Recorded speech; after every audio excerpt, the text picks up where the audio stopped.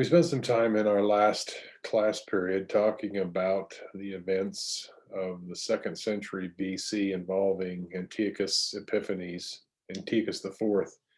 Epiphanes, and how it factored into Jewish history leading up to the first century. In particular, we talked about the defeat and embarrassment that Antiochus experienced as he made his way with his forces into Egypt, intent on conquering the Ptolemaic dynasty, but yet to be rebuffed by a Roman senator who challenged him to retreat with the veiled or not so veiled threat of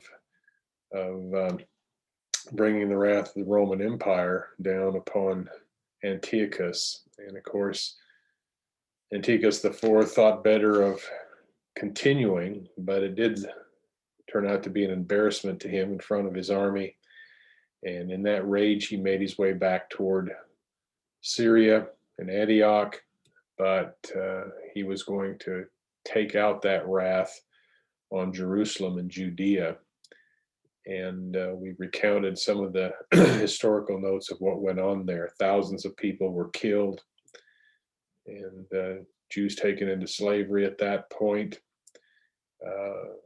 Antiochus did his best to throw everything into disarray. He outlawed, practice of the Torah. He defiled the temple, set up an altar to Zeus, and sacrificed a pig.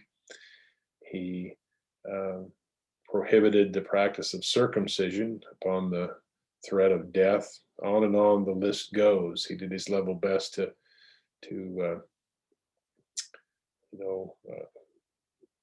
take care of the Jews in any way that he could. And a lot of, again, Jews suffered the loss of life because of that. But it did set the stage for what history refers to as the Maccabean Revolt. We spent some time talking about the backdrop to a lot of this history was the idea of Hellenizing.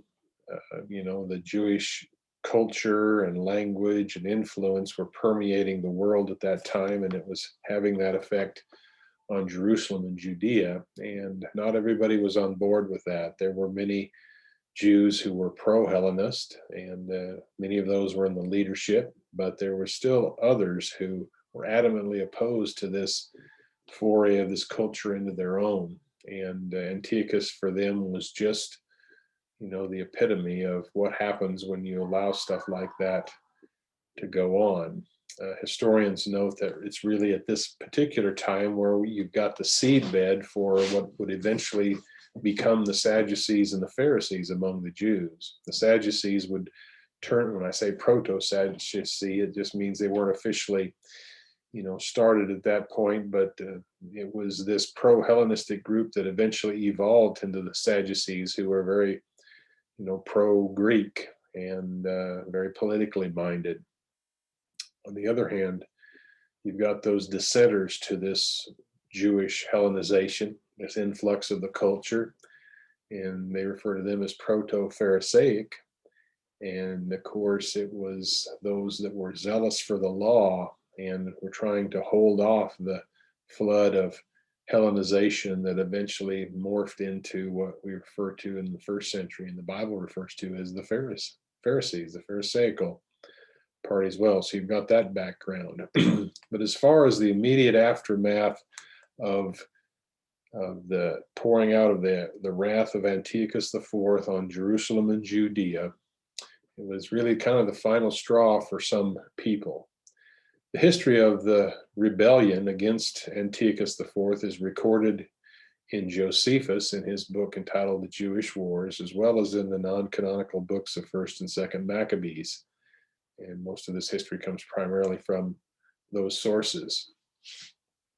Although many of the Jewish community were at this point Hellenized, the persecution of the Jewish people and the destruction of practicing Judaism under Antiochus forced the hand of some. The Jewish people, certainly those opposed to Hellenization, needed someone to lead them.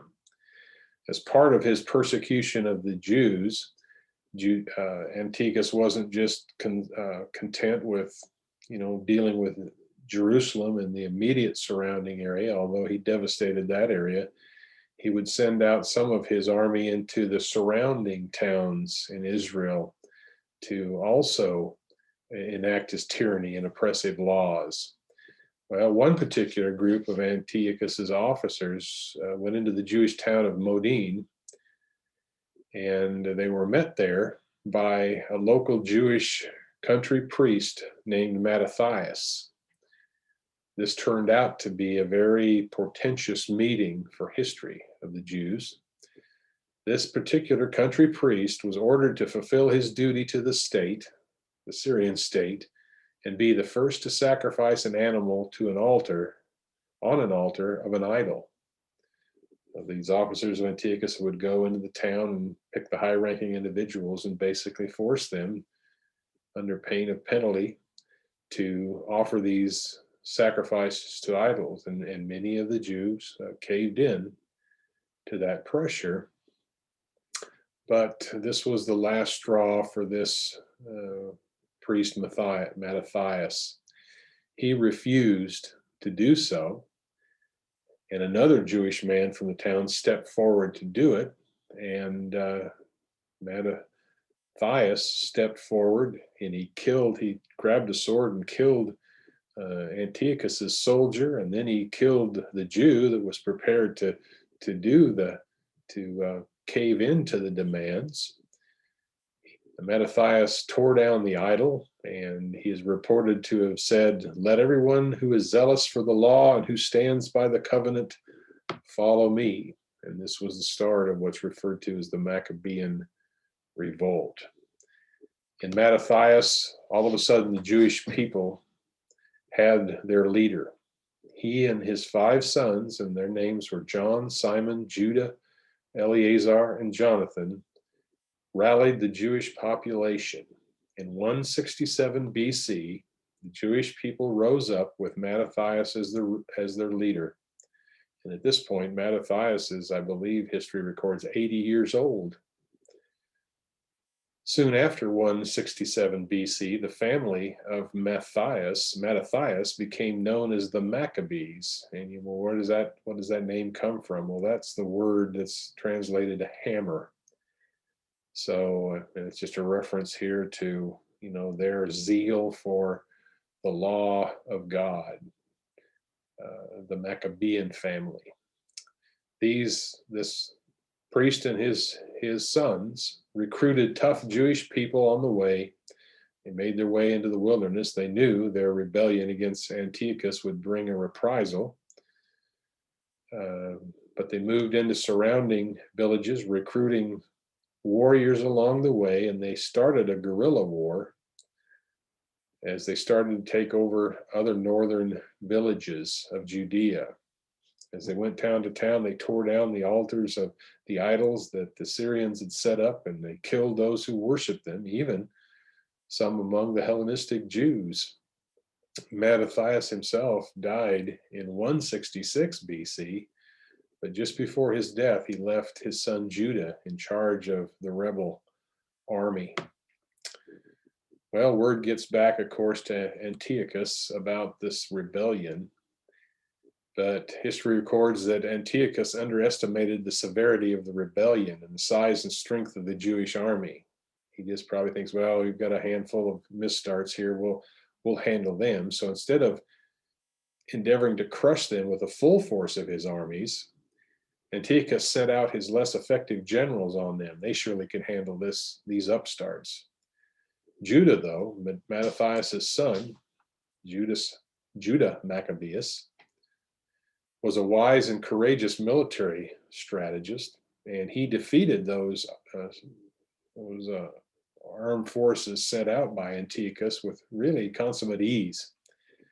Antiochus was made to look foolish, and we've already seen what happens when that takes place.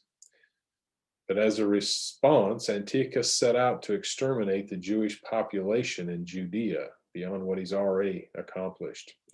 Antiochus sent for his most glorified general, a general named Lysias, and around 60,000 Seleucid soldiers to try and do just that, He says, well, I'll take care of this problem once and for all. Now, Judas and his army of Jewish rebels was severely outnumbered. However, the familiarity of Judea was a huge advantage for the Jewish army. Using the slight hills and the superior knowledge of the area, they outmaneuvered the Seleucids, and slowly they picked them off. Finally, they came to battle. Judah Maccabeus had gathered another 7,000 Jewish rebels, but they were still outmanned by at least 5-1. As Judah stood there looking at the masses, so the story goes, he prayed to God for victory. The Jewish people overcame the massive difference in manpower to secure an almost impossible victory over the Seleucid Empire and over Antiochus. After the defeat at the hands of Judas and his forces, Antiochus's armies were devastated.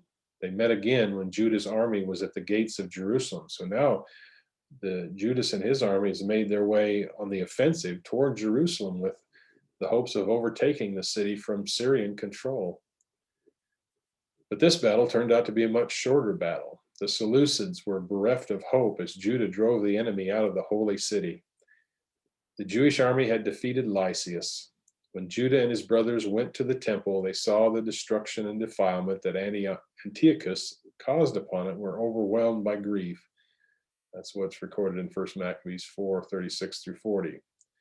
But on December 25th, and some sources say this was 3 years to the day from the beginning of the revolt, on December 25th, 165 BC, after months of work clearing and cleaning, the temple was finally rededicated to God. Their celebrations continued for 8 days and is known to this day as the Jewish celebration of Hanukkah. Let's get a little history of Hanukkah.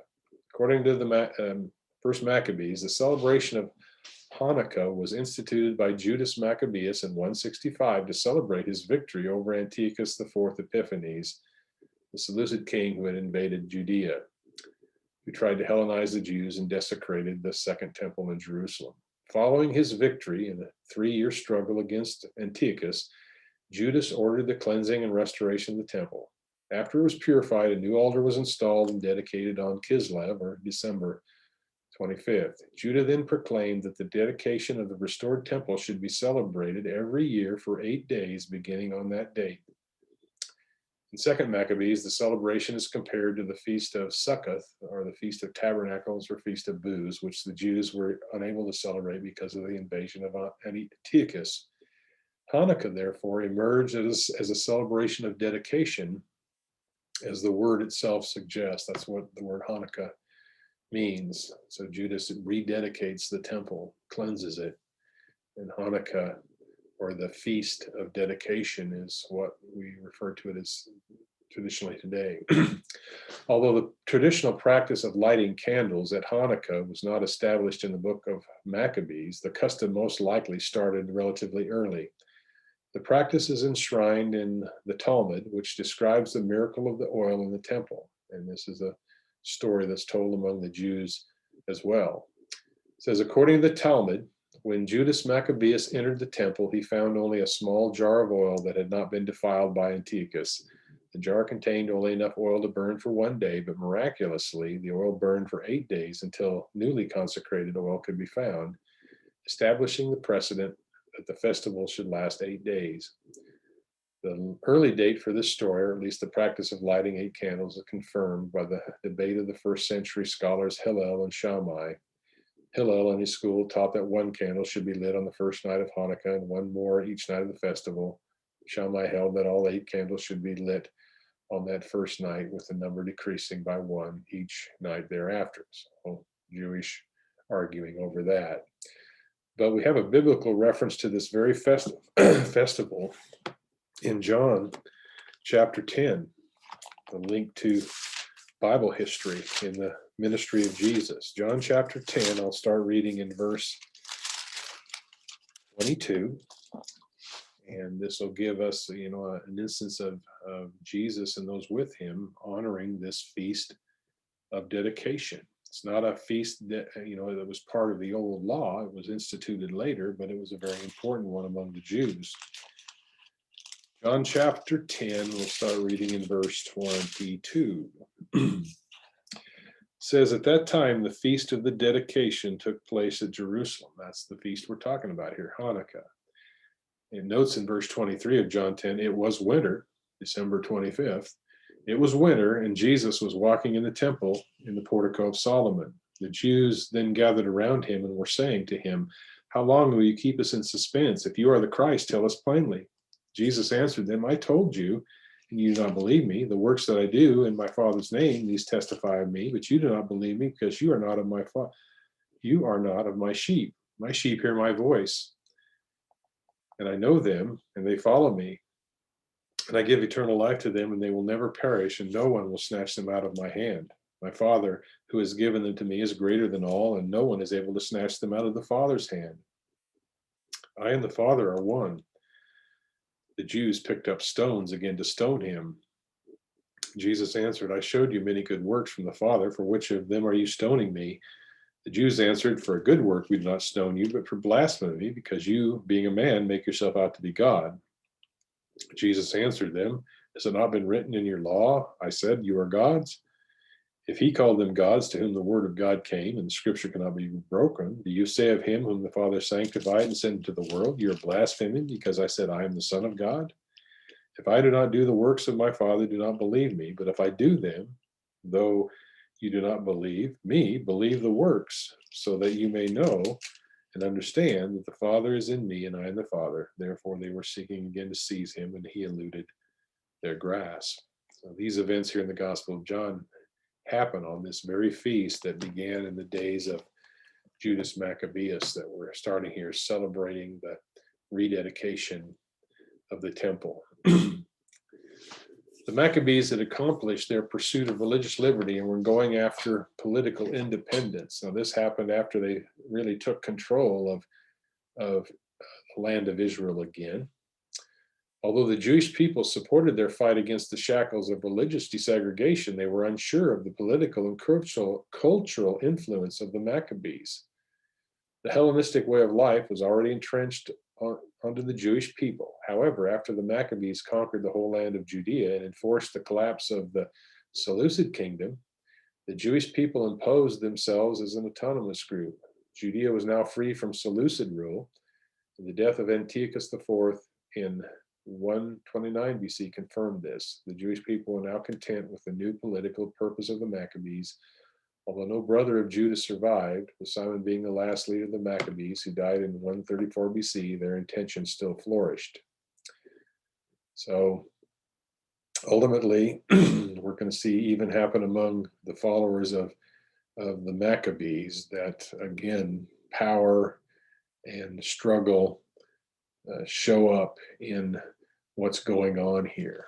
There is no general consensus, historian tells us on the nature of the revolt. Some see it as an economic and religious war, the Hellenized Jews that were propped up with the support of the Seleucids against the zealous who could only turn to their religion. So, the Maccabees would have been of that group that rebelled against Hellenism, but they had a fight on their hands later because there were still many among the Jews who favored that as well. Whilst others tend to think that this was just more than a class victory, it was an example of the success of fighting against perceived oppression. However, the outcome remained the same: the formation of what's known as the Hasmonean dynasty, an autonomous Jewish rule over Palestine that would last a generation. The hopes of the Jewish monarchy was relieved. So too was the freedom to practice the Jewish religion. The experience would be vital in the history of the Jewish people, particularly the Jerusalem, in the following centuries. I just bring that up to highlight that this really gives you a sense of the Jewish expectation of the Messiah, even in the time of Jesus. After the Maccabean revolt and the success of Judas Maccabeus and his soldiers to throw off the Syrian yoke of oppression, he became the model, the prototype, if you will, for the kind of Messiah the Jews expected. After Judas died and his brothers, as time went on and more troubles came, they kept looking for the same type of leader as Judas, a militaristic one, a one with the power and authority to fight off, whether it's the Romans or anyone else. And you start to see that bit by bit in the New Testament. Lord willing, in our next class period, we'll talk more about this messianic expectation and how it plays in to what we see happen in the New Testament. We'll also have more to say about this Hasmonean dynasty. The word Hasmonean comes from the ancestors of this Onias, or this Mattathias rather, and his sons. They had an ancestor with the name of Hasmonea. And so as the Maccabees came into power among the Jews and set up their own rulers, they became known as this Hasmonean dynasty that ultimately, we'll kind of try to trace this out, ultimately led in the time of the Roman occupation. And you end up with Herod the Great. He was another dynasty starting there, but he intermarried with this Hasmonean dynasty as well. But Lord willing, we'll have time to cover that in an upcoming lesson. Thanks for following along, and I hope you're able to follow the history as we go over it pretty quickly. A lot of time covered in years, but we see at least a victory here for the Jewish people that they honor and they continue to honor today, honoring this victory by the Maccabees. So God bless, and I hope you have a great week.